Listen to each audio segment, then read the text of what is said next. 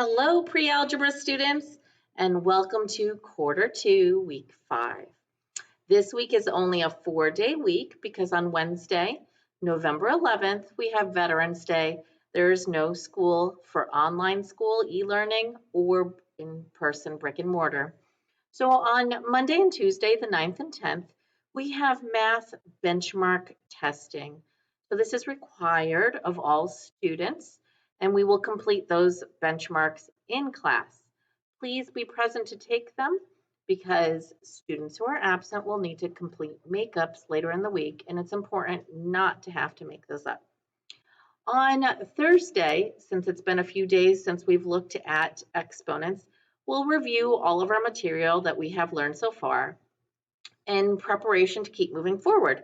And on Friday, we have lesson 1-5, negative exponents. We'll spend 2 days on negative exponents, and the first day will be this Friday. Have a great week.